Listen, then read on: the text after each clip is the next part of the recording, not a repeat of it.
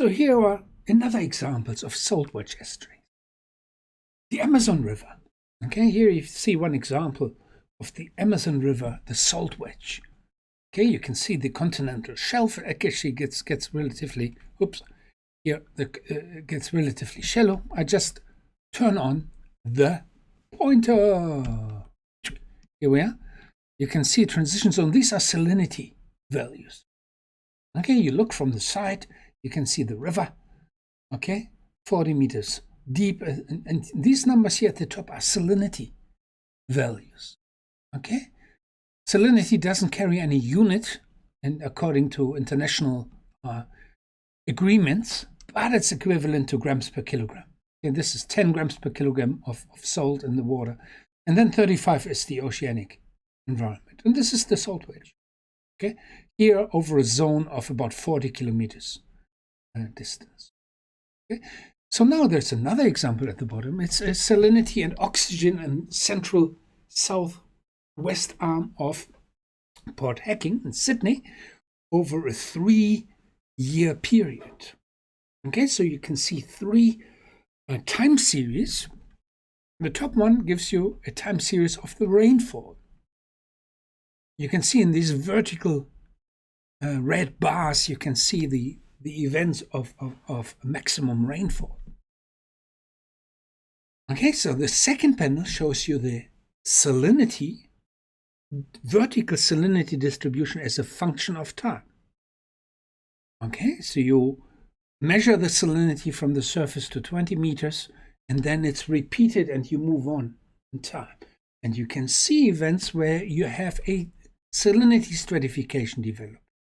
Here over short periods of time, okay, the red regions are salinities less than 30. Okay, and you can see essentially after each larger rainfall event, you get this stratification. Okay? You get that stratification happening. All right. However, what you also see is that during these events, the oxygen level drops in the bottom layer. Have a look at the bottom time series. This is dissolved oxygen. Okay, in milliliters per liter. Okay, there is a little bit cut off here of the units.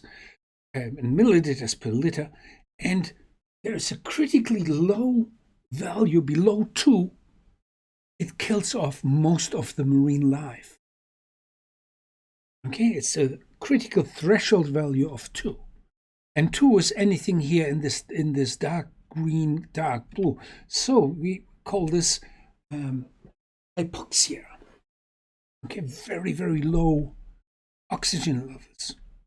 Okay, and you can see that there these events occur almost at the same time as you get these stratification events.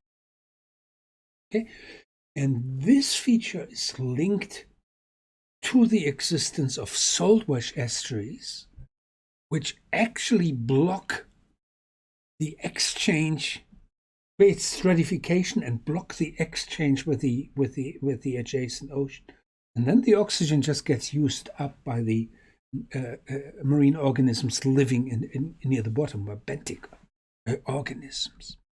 Yeah, that's fascinating. These are salt wedge features here developing on relatively short time scales and then disappearing again in other times of the year. This is what we call a transient estuary or an intermittent estuary.